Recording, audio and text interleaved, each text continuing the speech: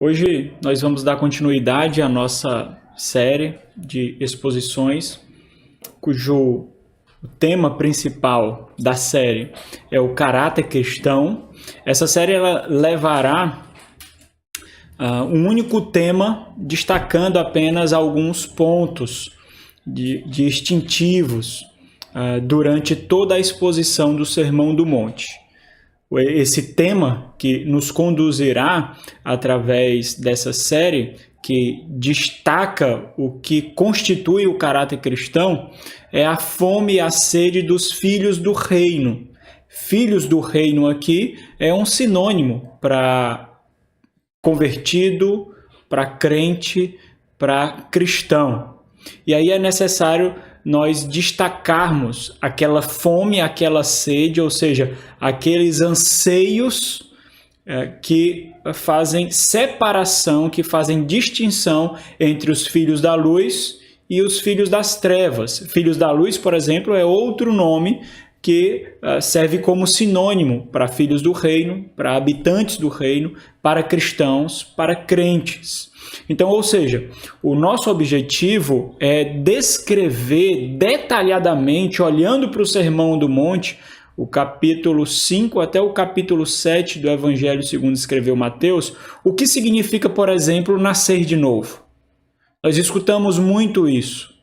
O Senhor, ele mostra aspectos gerais do que isso significa no Sermão da Montanha, mas ele também mostra aspectos particulares, específicos, do que nós vemos, por exemplo, o apóstolo Paulo tratando sobre o novo nascimento. Existem termos no evangelicalismo em que nós pronunciamos, que são termos bíblicos, mas muitas vezes nós não sabemos detalhar o que ele significa. Então, o propósito nosso é, olhando para o Sermão do Monte, ver aspectos que o Senhor Jesus destaca do que significa ser nova criatura. O que significa, por exemplo, nascer de novo. Como o próprio Senhor Jesus falou para o mestre da lei, Nicodemos, quando conversava com ele, que não era possível ver o reino dos céus se ele não nascesse de novo, se ele não nascesse outra vez. É interessante porque o apóstolo Paulo, ele mostra um pouco do que isso significa. E aí você prepara a sua Bíblia porque você vai precisar usá-la algumas vezes aqui. Abra aí na segunda carta de Paulo aos Coríntios, no capítulo 5, no versículo 17. Segunda carta de Paulo aos Coríntios, no capítulo 5, no versículo de número 17. O apóstolo Paulo ele fala um pouco daquilo que Jesus Cristo disse em João, capítulo 3, versículo 3, mas ele já mostra para a gente o que isso significa. No capítulo 3 também o Senhor Jesus mostra. Aqui o apóstolo Paulo ele aplica um pouco mais o significado disso, e ele é bem específico para isso que nós vamos tratar nesse sermão durante toda a série também. O apóstolo Paulo diz o seguinte: e assim, se alguém está em Cristo, é nova criatura. Então ele diz a partir daí o que isso significa. As coisas antigas já passaram, eis que se fizeram novas. O Senhor Jesus, o que é que ele faz? As coisas antigas nós já conhecemos, porque nós vivenciamos as coisas antigas. O Senhor Jesus, no Sermão da Montanha, descreve para a gente quais são essas coisas novas. É isso que o Senhor Jesus faz ao instruir os filhos do reino, os habitantes do mundo por vir, mas que esses habitantes devem exercer sua missão ainda aqui nesse mundo caído. O Senhor Jesus, então, detalha no Sermão do Monte aquilo que Paulo nos exorta a responder positivamente, por exemplo, quando ele escreve aos Colossenses. Abra a sua Bíblia na epístola que Paulo escreve aos Colossenses, na carta de Paulo aos Colossenses, no capítulo 3. Interessante aqui, porque quando nós olhamos primeiramente para as palavras de Paulo em Colossenses capítulo 3 e voltamos a nossa mente para o Sermão da Montanha, nós vemos como nós devemos responder as imposições, as exortações, os imperativos de Paulo no capítulo 3 de Colossenses. Ele diz o seguinte: portanto, se fostes ressuscitados juntamente com Cristo, se fostes, buscai as coisas lá do alto. A pergunta é: quais coisas são do alto? As coisas do alto aqui, meus irmãos, são as coisas do mundo por vir. São as coisas do novo céus e nova terra. São as coisas que nós experimentaremos, então, na consumação. São as coisas descritas nas Sagradas Escrituras, que são característicos daqueles que nasceram de novo. Buscai as coisas lá do alto, onde Cristo vive, assentado à direita de Deus. Mas não somente buscai, pensai nas coisas lá do alto, não nas que são aqui da terra. Por quê? Porque para essas nós morremos. Porque morrestes, e a vossa vida está oculta juntamente com Cristo em Deus. Quando Cristo, que é a nossa vida, se manifestar, então vós também sereis manifestados com Ele em glória. Mas, meus irmãos, o fato é que, quando nós olhamos para a realidade que se alastra nas igrejas, não somente do nosso Brasil, mas do mundo todo, mas também quando nós olhamos particularmente para a vida da maioria dos cristãos, nos assusta o profundo esforço que nós precisamos exercer para ver, para perceber as distinções entre os cristãos e entre aqueles que não são cristãos. Nós precisamos fazer um profundo esforço. Às vezes nós precisamos colocar profundas lentes poderosas para perceber essas distinções entre aqueles que são professos cristãos, entre aqueles que participam das nossas igrejas. E isso não é devido somente ao profundo esforço, por exemplo, que pastores e igrejas fazem para tornar o evangelho mais atrativo, mas é também uma realidade dos próprios cristãos, por não receberem como dádivas as diferenças que são próprias daqueles que são habitantes do reino. Parece que nós olhamos para essas diferenças, parece que nós olhamos para essas características que nos constituem diferentes daqueles que são habitantes desse mundo caído e nós não a recebemos como dádivas. É notório que existe uma diferença. Essa diferença não é simplesmente uma diferença ética terrena. Ser habitante do reino, ser cristão, não muda somente os nossos princípios éticos. Não nos faz, por exemplo, somente bons patrões, não nos faz, por exemplo, somente bons empregados, bons maridos, boas esposas, bons estudantes. Não somente isso, nos muda completamente. Porque essa realidade de sermos distintos descreve o nosso futuro. Lembra, eu falei domingo passado que nós somos profecias vivas do futuro que teremos. A forma como nós vivemos essa presente era é uma profecia do nosso futuro, daquilo que nos aguarda. Portanto, não são simplesmente mudanças superficiais ou mudanças terrenas que podem ser encontradas em nós, mas são realidades, transformações profundamente radicais, mudando a raiz do nosso ser, que corresponde à realidade do nosso coração. Infelizmente, quando nós olhamos para as igrejas ao nosso redor, quando nós olhamos para muitos cristãos que nós conhecemos, às vezes bem próximos de nós temos que exercer um profundo esforço para perceber essas diferenças. Como é possível, então, por exemplo, manter as mesmas práticas de ímpios? Ou, no máximo, vermos leves modificações no casamento, na escola, na universidade, no lar, na igreja, nos negócios, entre aqueles que são cristãos do que aqueles que não são?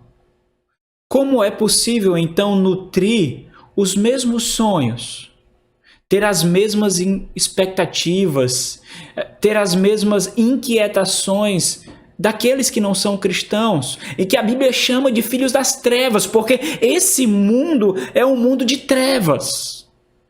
Como é possível, por exemplo, ter as mesmas amizades, ter o mesmo linguajar, ter o mesmo tom de conversa?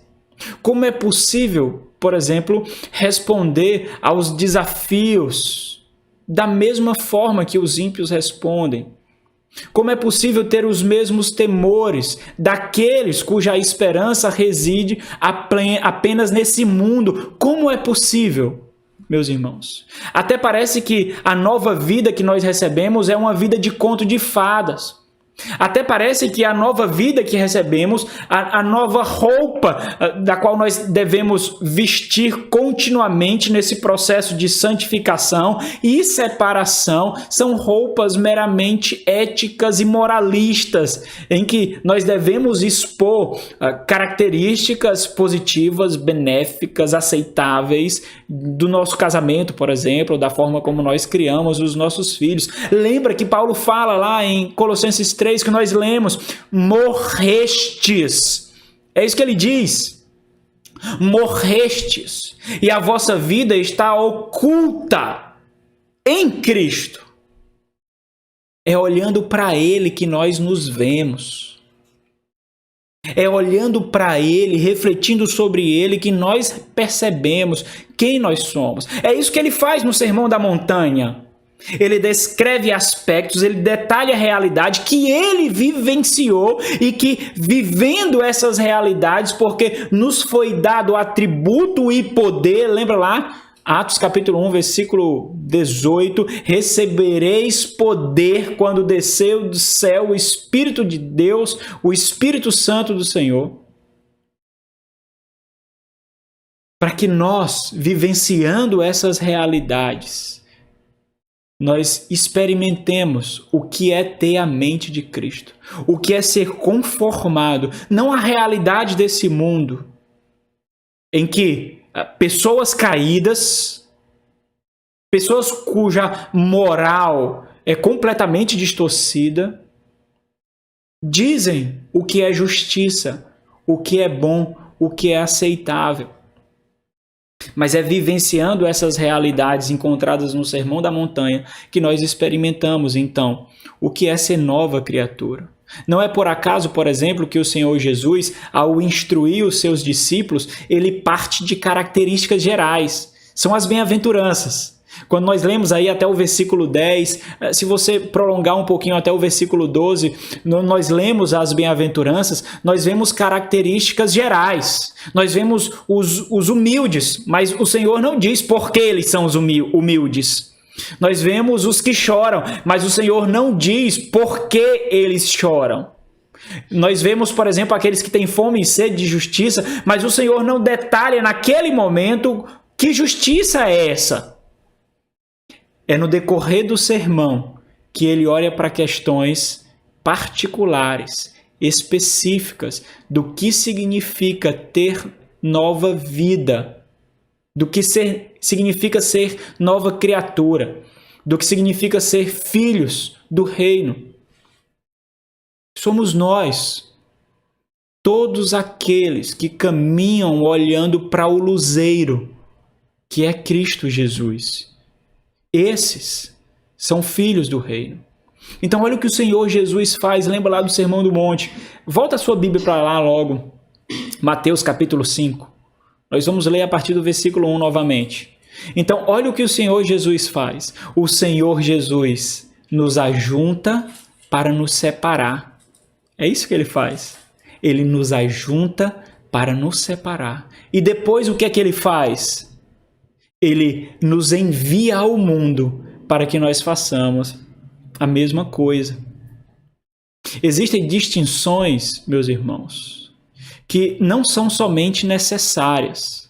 Essas distinções, elas são essenciais daqueles que são cristãos, sem as quais não é possível ter a sua profissão de fé validada. São essas características, por exemplo, que nós veremos hoje nas bem-aventuranças. Elas são distinções não somente necessárias, mas essenciais de todos aqueles que professam a fé em Cristo, para que tenham a sua profissão de fé validada.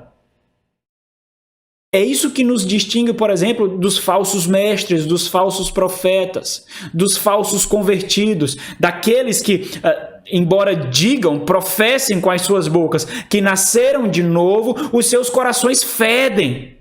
As suas mentes, as suas inquietações, os seus anseios, os seus sonhos residem apenas nesse mundo. É aquilo que os nossos braços podem conquistar, o nosso dinheiro pode comprar, é aquilo que esse mundo tem para oferecer. É aqueles cuja esperança é morta e a vida é vã.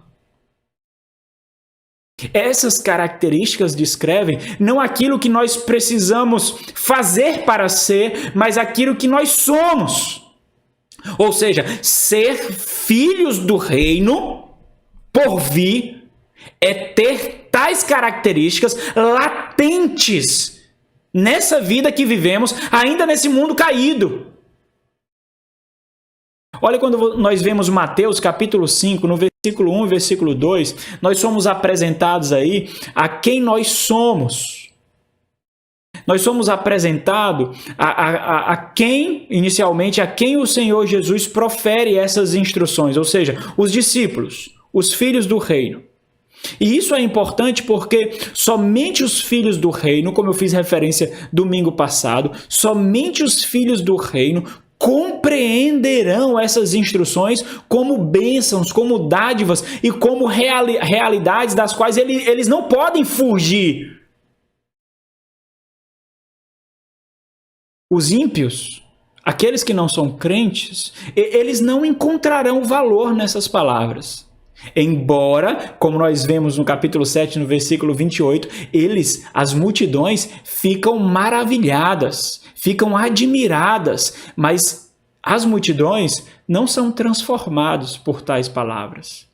As multidões, com suas mentes ainda caídas, as multidões elas não alcançam o significado dessas palavras. O Senhor Jesus ajunta os seus discípulos para separá-los.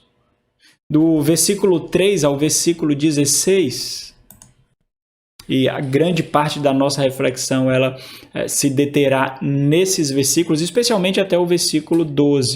Os versículos 14 ao 16 nós refletimos, 13 ao 16 nós refletimos um pouquinho no domingo passado e nós não mais voltaremos para eles.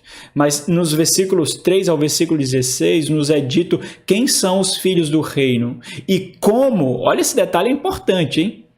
E como as suas experiências, os seus valores, as suas inquietações serão respondidas por serem manifestações da nova natureza que eles receberam. Quando você olha para as bem-aventuranças, você percebe essas experiências fruto do relacionamento, dessa realidade por vir que eles receberam com esse mundo presente. Os valores que eles receberam do mundo por vir sendo contrastado com essa realidade presente. E isso gera inquietações. E essas inquietações, essas experiências, esses valores são manifestações da nova natureza que eles receberam. São realidades daquele mundo que os aguarda. Então, nós vemos também, meus irmãos, nesses versículos, resultados da experiência do nosso relacionamento com esse mundo. Nós não fomos arrancados desse mundo. Esse mundo, quando nós falamos desse mundo, nós fazemos referência a todos os valores que regem a presente era. Quando nós nos relacionamos com esse mundo por sermos criaturas de outro mundo, isso resulta em algo. Ou seja, essas bem-aventuranças, elas são descrições daquilo que nos constitui como cristãos. E nós respondemos de uma forma específica nesse relacionamento com esse mundo. E esse responder revela quem nós somos. Como nós respondemos quando nós interagimos em todas as situações nessa presente era. Então, nesses versículos, nos são apresentados características gerais daquilo que nós somos, e a partir do versículo 21 do capítulo 5, nos são apresentadas características particularizadas, que descrevem de forma detalhada situações em que as bem-aventuranças são aplicadas. Mas deixa eu chamar a sua atenção para algo interessante. O interessante aqui, e isso é importante perceber, o interessante é que essas respostas divinas, lembra lá das respostas, os humilhados, deles é o reino. Aqueles que choram, eles serão consolados. São respostas divinas. Essas respostas divinas que nós encontramos nessas bem-aventuranças, elas nunca são apresentadas como realidades presentes. Isso é importante perceber. Mas como realidades a serem plenamente experimentadas no fim, na consumação de todas as coisas, quando o reino do qual nós somos filhos será completamente estabelecido. Qual é o ponto aqui? Qual é o ponto aqui extremamente importante para nós percebermos antes de partirmos para um panorama nessas bem-aventuranças? Embora as respostas divinas e positivas que nós recebemos de Deus por sermos filhos do reino, frutos dessas bem-aventuranças, elas não são realidades a serem conquistadas. Elas são realidades a serem experimentadas porque nós somos filhos do reino. Nós somos bem-aventurados, mas elas são realidades futuras. Agora existem realidades presentes dessas bem-aventuranças. São as dores e as experiências experimentadas por nós. Aqui nós somos humildes de espírito.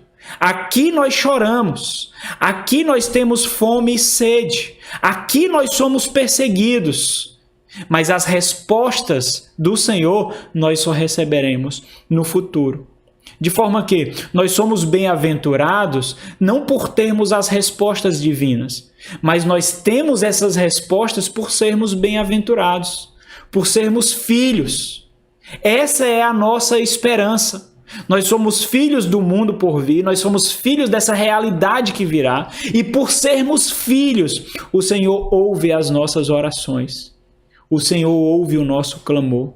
O Senhor ouve o nosso gemido. Nesse mundo que nós vivemos, nós experimentamos as dores de parto. Nós experimentamos os gemidos da alma. Mas também nós experimentamos o consolo e a esperança. Que nada nesse mundo pode arrebatar de nós. E isso nos leva para a primeira bem-aventurança no versículo 3. Nós já refletimos sobre isso aqui na igreja de forma bem detalhada. Nós tivemos uma série de exposições das bem-aventuranças em que cada bem-aventurança nós refletimos em um sermão. Hoje nós faremos um panorama de todas as bem-aventuranças para conhecer essas características de forma bem pontual daquilo que separa os filhos do reino dos filhos das trevas. A primeira bem-aventurança são os humildes de espírito, no versículo 3. Bem-aventurados os humildes de espírito, porque deles é o reino dos céus. Olha que interessante aqui. Os filhos do reino, então, diante dessa realidade de que não pertencem mais a esse mundo, eles olham para si mesmos com novos olhos que eles receberam do Pai. Eles têm novos olhos. Ao olharem para si mesmos, eles contemplam essa realidade por vir e contrastam com aquilo que eles são e aquilo que ainda eles experimentam aqui. E eles se deparam com a realidade daquilo que eles não conseguem atingir. Olha que imagem é essa! Nos é revelado na palavra de Deus aquilo que nós somos, mas que nós não ainda somos plenamente. Nós somos santos, mas nós não somos plenamente santos. Nós somos perfeitos em Cristo, mas nós não experimentamos essa perfeição. Nós somos filhos do reino, onde reina a justiça, onde há pleno gozo e paz, onde não há choro, não há dor, mas nós ainda não experimentamos essa realidade. E nós olhamos para nós mesmos e olhamos para essa realidade do que somos e daquelas que nós não conseguimos experimentar plenamente, porque ainda não houve a consumação, e isso nos faz dobrar os joelhos diante do Pai, por vermos a fragilidade do que nós somos, por vermos a maldade remanescente ainda em nós.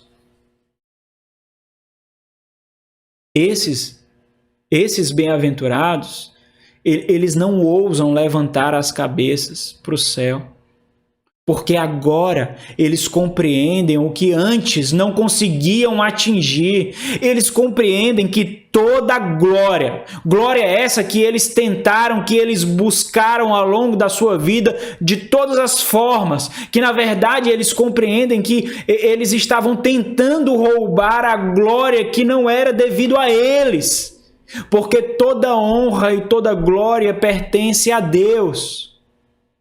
Esses humildes de espírito, esses bem-aventurados,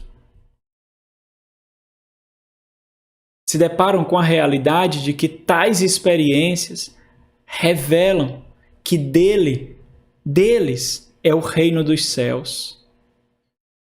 Um reino ainda não consumado, é verdade, mas um reino já experimentado. Se não fosse assim, eles não experimentariam tais realidades que os humilham, que os colocam de joelhos diante do Pai e necessitados de Cristo. Olha, porque essa é uma característica distintiva, assim como todas as outras. Tal experiência não é vivenciada por aqueles que não nasceram de novo. Eles olham para esse mundo e tentam conquistar mais glória, mais honra, mais aplausos. É isso que eles fazem.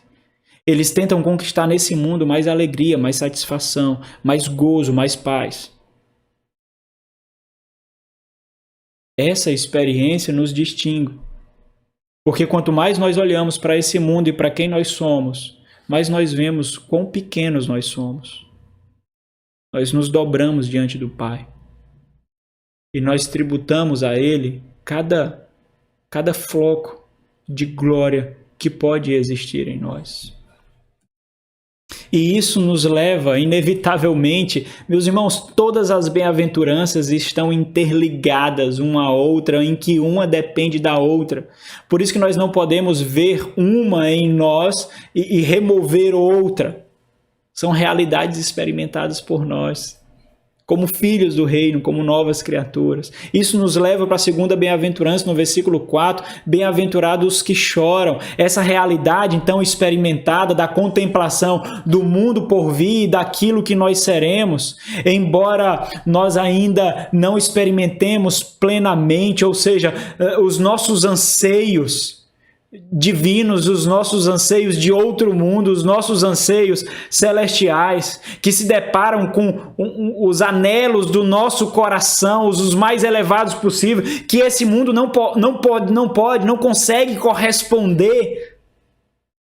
Isso nos abate com um profundo contristamento em nossos corações. Nós nos deparamos com o fato de que, com aquela mente que nós recebemos, contemplando as coisas que hão de vir, diante da revelação da palavra de Deus, e com esse fato da própria experiência que nós vivenciamos aqui, e completamente inalcançada. Lembra lá de Paulo em Romanos capítulo 7, quando diz, miserável homem que sou. Olhando para essa realidade de que aquilo que a sua mente anela, aquilo que a sua mente conhece, não pode ser plenamente vivenciado, porque a realidade de uma natureza, resquícios de natureza pecaminosa e má ainda habita em nós. E isso nos destrói. Isso machuca o nosso coração. Nós não vemos nisso prazer. Nós não vemos nisso fonte de satisfação. Nós vemos em todas essas realidades em que antes nós experimentávamos paz, prazer e gozo, nós vemos nessas realidades um profundo poço de lamento e de sofrimento. Então os nossos olhos são espremidos e nós nos esvaímos em lágrimas diante do Senhor. E isso nos distingue daqueles que não têm a mesma experiência. E por sermos então esses filhos de outro mundo, por sermos então bem-aventurados, um dia, e essa é a grande certeza da resposta do Senhor, um dia nós seremos consolados, de acordo com aquilo que anelamos. Nós não olhamos para nós, nós olhamos para Ele. Nós não ansiamos por nós ansiamos por Ele. Nós não buscamos satisfações em nós mesmos, e as satisfações que nós anelamos, esse mundo não consegue fornecer. Mas um dia nós receberemos o consolo, de acordo com aquilo que nós anelamos. E agora, na terceira bem-aventurança, no versículo 5, os mansos, com espíritos de humildade, que os levam constantemente ao chão em choro, por não encontrarem mais realização nessa vida, por não encontrarem mais prazeres nessa vida, sonhos e anseios que eles experienciavam antes, que esse mundo conseguia atender, mas agora ele não consegue atender, tendo as suas vidas então conquistadas pelo Senhor de tudo, Senhor Jesus Cristo, mas também completamente destruídos por reconhecerem a sua própria fragilidade e a sua própria miséria, por reconhecerem que habitam no mundo do qual eles não são filhos, um mundo que será destruído. Eu não sei se vocês se lembram dessa passagem na segunda carta de Pedro, em que ele escreve a alguns cristãos que estavam padecendo aí por causa das ameaças. Ele escreve a sua segunda carta e ele revela a realidade desse mundo que tanto os ataca. Pedro diz o seguinte: ora, os céus que agora existem e a terra, pela mesma palavra, têm sido entesourados para o fogo, estando reservados para o dia do juízo e destruição dos homens ímpios. Nós nos deparamos com essa realidade. Essa é a realidade que a terceira bem-aventurança descreve. Bem-aventurados os mansos, porque herdarão a terra. É revelado a nós o fato de que esse mundo para o qual nós vivíamos a nossa vida, que nós tanto ansiávamos conquistar os seus aplausos, as suas glórias, as suas honras, nos é revelado que esse mundo será completamente dissipado pela glória do Senhor. Será completamente destruído pela glória do Senhor. E isso nos traz mansidão. Mansidão aqui, meus irmãos, é para descrever esse caráter de paz em esperar. O que o Senhor Jesus quer nos mostrar, que essa característica ela é singular nossa, porque é uma herança da qual nós temos a certeza de ser respondido. nós herdaremos uma terra que não será jamais destruída. E por isso nós experimentamos aqui essa mansidão de descansar naquele que possui todas as coisas, o Senhor Jesus Cristo. Abra aí a sua Bíblia na segunda carta de Pedro, no capítulo 3, no versículo 13. Segunda de Pedro, no capítulo 3, no versículo 13. Esses bem-aventurados aqui, esses descritos aqui como bem-aventurados, têm sua mansidão experimentada no fato de descansar na herança que eles possuem, não por causa da força dos seus braços, não por causa da luta que eles travam para conquistar esse mundo, mas porque eles possuem essa esperança em Cristo Jesus. Pedro diz o seguinte na sua segunda carta, no capítulo 3, no versículo 13, ele diz: nós, porém, segundo a sua promessa, esperamos novos céus e nova terra, nos quais habita justiça. São esses mesmos céus e terra que João viu na sua visão do Apocalipse, que ele descreve no capítulo 21, quando ele diz: vi novo céu e nova terra. Pois o primeiro céu e a primeira terra passaram. Eles passarão. Os nossos olhos foram abertos para essa realidade de que esse mundo, para o qual muitos dedicam a vida, o vigor, a saúde, em que nós também corríamos a mesma corrida, esse mundo vai passar. E vai ser nos dado um que nunca terá fim. Esses que aguardam com esperança e mansidão, esses são os filhos, não dessa terra, mas da terra por vir. Então nós contemplamos a quarta bem-aventurança, interligada a todas essas realidades, que nos humilha, que nos faz chorar, que nos faz ansiar. A bem-aventurança que serviu de base para o tema da nossa série. Bem-aventurados que têm fome e sede. Então entenda quem são esses aqui.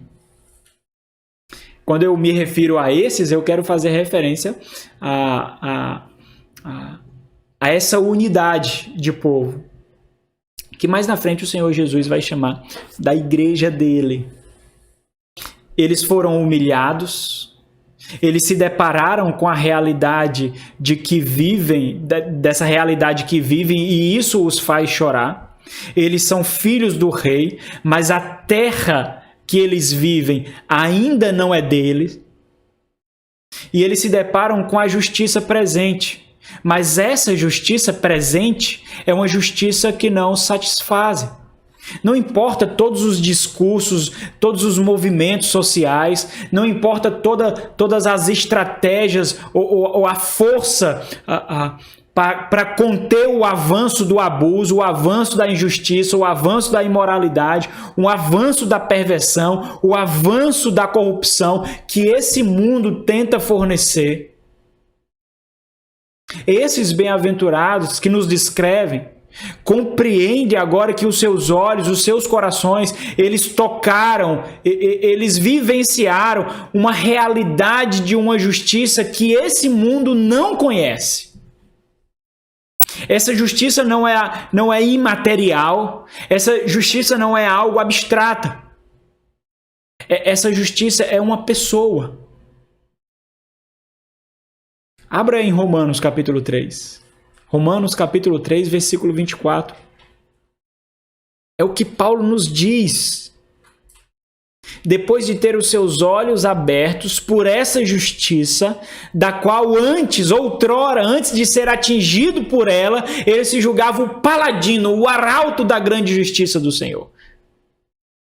sendo justificados, versículo 24 de Romanos 3, sendo justificados gratuitamente por sua graça do Senhor Jesus Cristo, mediante a redenção que há em Cristo Jesus, a quem Deus propôs no seu sangue como propiciação mediante a fé para manifestar a sua justiça, por ter Deus, na sua tolerância, deixado impunes os pecados anteriormente cometidos, tendo em vista a manifestação da sua justiça no tempo presente, para ele mesmo ser justo e o justificador daquele que tem fé em Cristo Jesus. É essa justiça que nos traz saciedade. É dessa justiça que nós temos fome.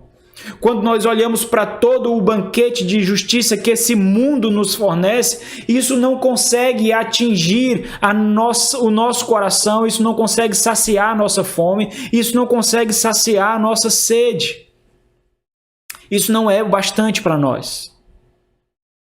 Nada é suficiente a esses bem-aventurados, a não ser Cristo Jesus.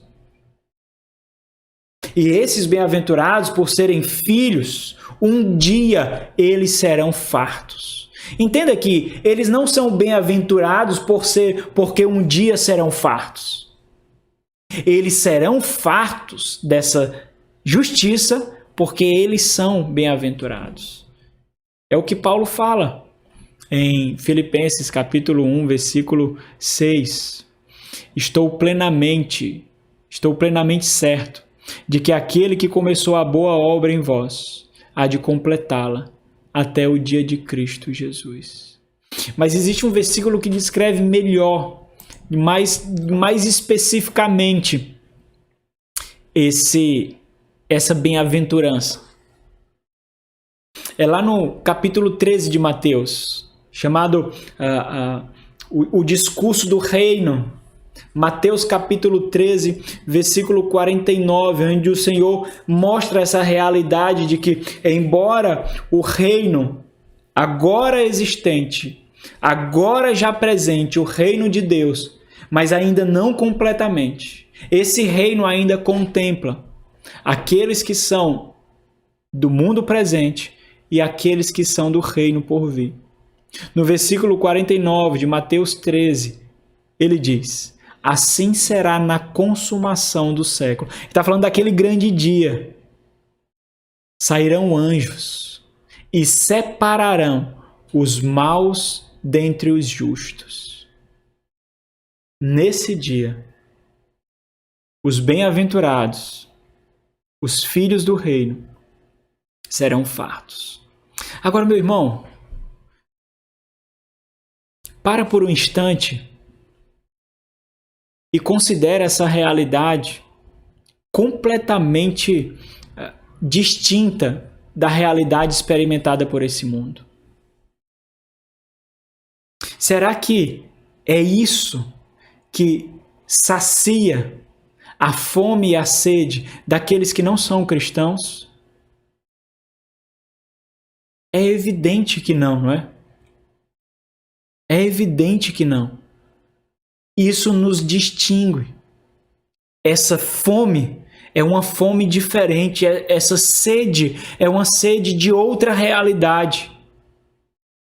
E o fato de termos essa sede distinta e essa fome singular nos separa daqueles que não são, embora mesmo com as suas bocas profiram que são. Essa realidade de recebermos, por exemplo, manifestação de justiça que não nos destrói, mas nos dá paz com Deus, essa realidade nos faz vivenciar, por exemplo, a quinta bem-aventurança. No versículo 7, bem-aventurados os misericordiosos. Bem-aventurados somos nós. Nós olhamos, por exemplo, para essa realidade da qual nós ainda experienciamos, mas também para a realidade que nós já contemplamos. Nós olhamos para o fato do que nós éramos. E nós olhamos para a realidade do que nós fomos feitos.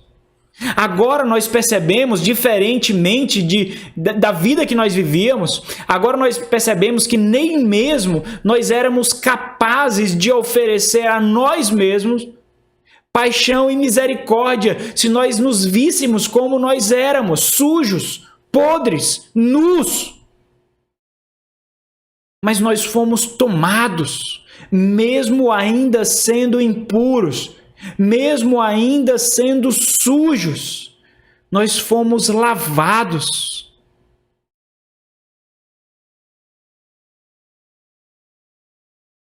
Nós éramos. E quando nós éramos, nós fomos lavados. É o que Paulo diz. Abra sua Bíblia em 1 Coríntios, capítulo 6. É o que Paulo diz para os coríntios.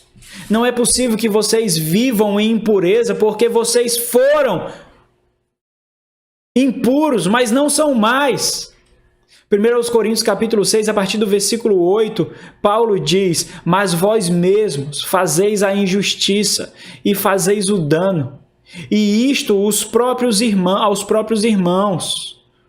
Ou não sabeis que os injustos não herdarão o reino de Deus? Não vos enganeis, nem impuros, nem idólatras, nem adúlteros, nem efeminados, nem sodomitas, nem ladrões, nem avarentos, nem bêbados, nem maldizentes, nem roubadores herdarão o reino de Deus. Tais fostes alguns de vós, assim vocês eram. Mas vós vos lavastes, mas fostes santificados, mas fostes justificados em o nome do Senhor Jesus Cristo e no Espírito do nosso Deus. Então agora, meus irmãos, mesmo famintos e sedentos pela justiça de Cristo, da qual nós não tínhamos antes, nós não ansiávamos, nós olhamos para nós mesmos e nos questionamos. O que nós fizemos para merecer? O eco que nós escutamos no nosso coração é nada. Nada. Nada. Então nós nos questionamos mais uma vez que tamanha misericórdia seria capaz de resgatar tão profundo coração perverso. Então o Espírito Santo brada na nossa mente e ele diz: Cristo, Cristo, Cristo. Nós não fizemos nada, mas nós recebemos tudo. E o Espírito Santo nos leva para aquele versículo magno que diz que Deus nos amou a ponto de dar por nós o seu único Filho, para que nós não perecêssemos. João 3,16. Então, por sermos bem-aventurados, por sermos filhos, por não sermos mais bastardos, que é o que nós éramos, por alcançar essa grande e maravilhosa misericórdia, nós exercemos a mesma misericórdia que recebemos. Pelo mesmo preço que recebemos, não nos custou nada, mas nós devemos dedicar a nossa vida para exercer essa misericórdia, assim como foi com Cristo Jesus, o nosso Senhor. Então, um dia, é interessante como o versículo coloca aí, o versículo 7, ele diz: bem-aventurados os misericordiosos, porque alcançarão a misericórdia. Mas essa palavra aí, ela não exige de nós alcançarão, não exige de nós nenhuma ação. A forma como ela está descrita é que nós seremos alcançados por algo. Nós seremos alcançados pela mais plena manifestação da misericórdia do Pai no Filho. Somente os bem-aventurados, somente os filhos, somente aqueles cujos corações foram limpos. Então olha para essa realidade, olhando para a sexta bem-aventurança no versículo 8. Essa realidade da misericórdia realçada, essa realidade realçada pela misericórdia, já experimentada, por exemplo, pelas dores que apenas os filhos do reino conseguem experimentar, humilhados e, portanto, chorando, carecidos pela justiça. O ponto é, quem nos limparia? Quem nos lavaria? Quem banharia, por exemplo, corações tão sujos? Lembra lá daquele salmo que nós já meditamos, um salmo de Davi, o salmo de número 24, no versículo 3, o versículo 4, quando ele indaga assim: quem subirá ao monte do Senhor? Quem permanecerá no seu santo lugar? A resposta é clara: os filhos do reino subirão. Os filhos do Senhor permanecerão no seu santo lugar. Aqueles que lavam as suas vestes no sangue do Cordeiro. Aqueles que tiveram acesso à árvore da vida. Aqui Apocalipse fala, capítulo 22, versículo 14. Somente esses, limpos de coração, verão a Deus. Lembra o versículo de 1 Coríntios capítulo 6 que nós lemos? Nós fomos lavados. Existem alguns compartimentos do nosso coração que ainda precisam ser lavados. Às vezes nós nos sujamos com piche desse mundo, mas nós fomos lavados. E nesse desenvolvimento da santificação, como fala Filipenses, no progresso, no avanço do Evangelho, como o George tem falado, nós somos lavados, continuando um banho que um dia recebemos. É o que o Senhor Jesus diz para os seus discípulos: se fostes lavados, não carecem de banho novamente. Basta uma vez. Então nós nos limpamos desses respingos de piche que ainda tende a tocar em nós. E isso, meus irmãos, isso nos dá paz. Essa sétima bem-aventurança, ela precisa de uma observação no versículo 9. Jesus aqui não está falando, por exemplo, Jesus não está falando aqui de sermos passivos em busca da paz. Jesus não está falando de sermos pacifistas, por exemplo, mas sermos ativos na promoção da paz, sermos pacificadores. Isso é importante destacar, porque os filhos do reino, eles não amam e não buscam a paz pela paz simplesmente, negociando os meios e os princípios para obtê-la. Nós somos pacificadores por levar pessoas a experimentarem a paz que há em Cristo Jesus, porque a paz não é um mero sentimento, mas a paz é apresentada como uma pessoa. Lembra lá de Isaías capítulo 9, versículo 6, Jesus Cristo é o príncipe da paz. Nós somos bem-aventurados por promover a paz que o próprio rei promoveu. E por isso ele deu a sua vida, e então, por não sermos passivos na promoção da paz, nós dedicamos a nossa vida completamente, e nessa promoção nós experimentaremos guerra. Lembra lá do segundo grande discurso em Mateus, no capítulo 10, quando ele diz para os seus discípulos as guerras que eles experimentarão? Aqui nessa realidade, nós buscamos a paz. A paz, sobretudo, que nos deu acesso e contentamento com Deus. Nós buscamos essa paz. Nós buscamos o próprio Cristo, o que nos oferece a plena paz. Então nós chegamos à última bem-aventurança. Justamente por causa dessa paz que nós buscamos, fruto da justiça da qual nós somos tão famintos e sedentos, nós seremos perseguidos nesse mundo. Nós seremos injuriados, insultados, desrespeitados, difamados, injustiçados. Mas é interessante, não é? Olha o versículo 12. Nisso nós encontraremos o nosso gozo. Agora me diga, Me diga se aqueles que são filhos desse mundo, habitantes desse reino, aqueles que não são cristãos, encontrarão gozo nessas realidades, por exemplo, descritas no versículo 11 de Mateus capítulo 5. É evidente que não. Mas nós temos outros olhos, lembra? Nós temos outro coração. Nós refletimos com outra mente. Nós temos outro conceito de sorte, de sucesso, de fama, de felicidade.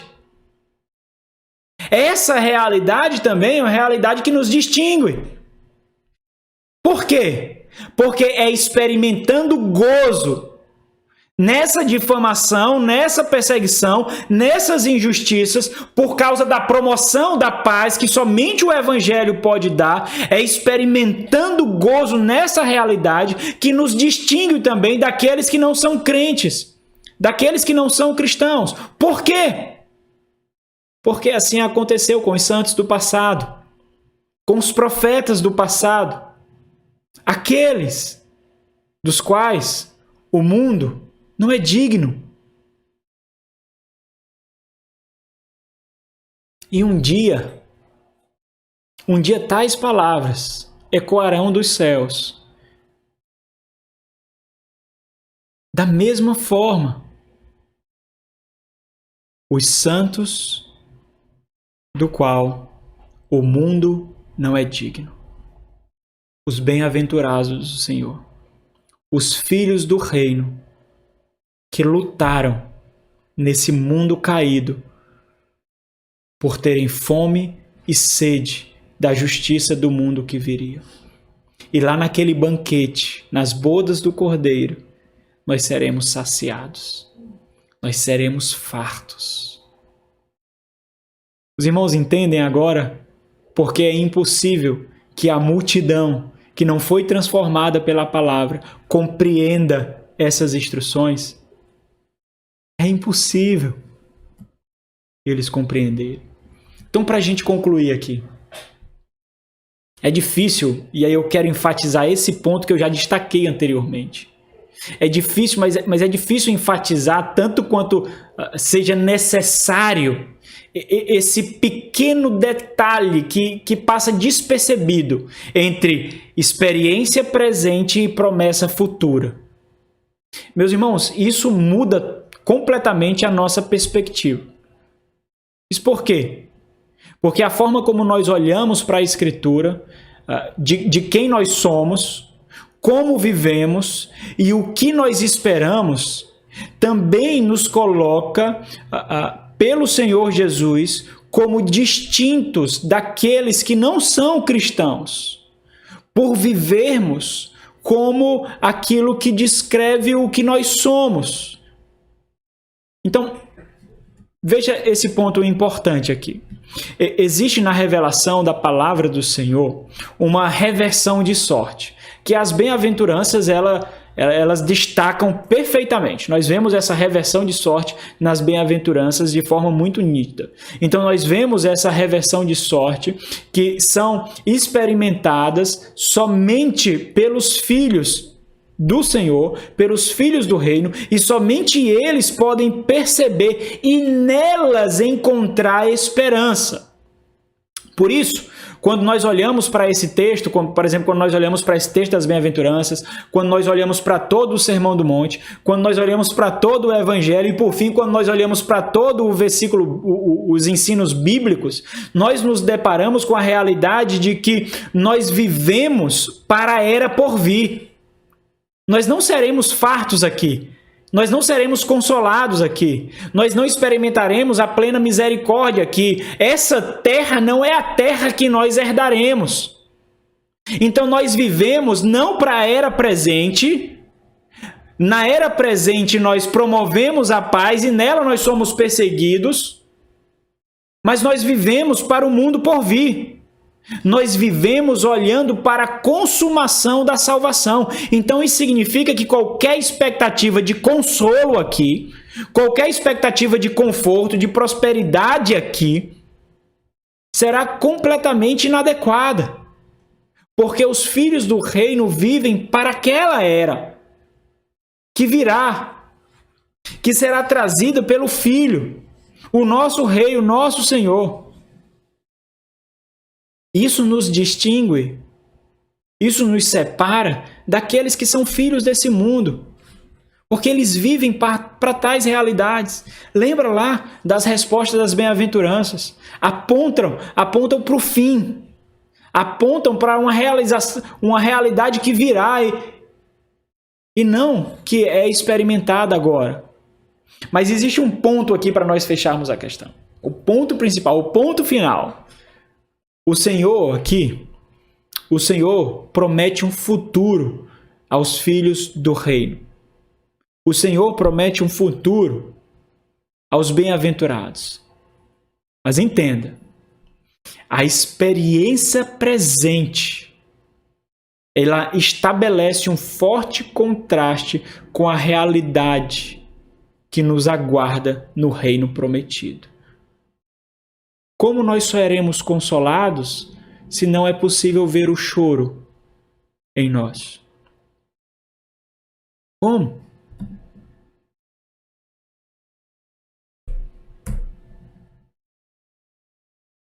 O reino é dos humildes.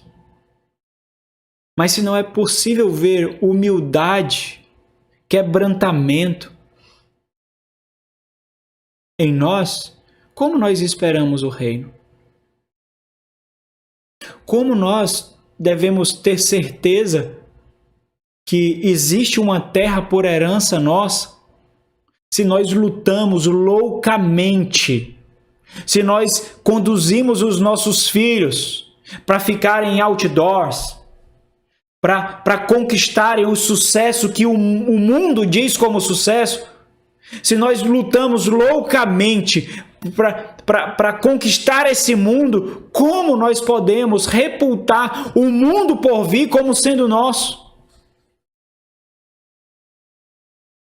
Essas dores presentes, elas realçam as respostas positivas futuras que nós receberemos do Senhor. Ou não. Ou não. E esse é o grande ponto.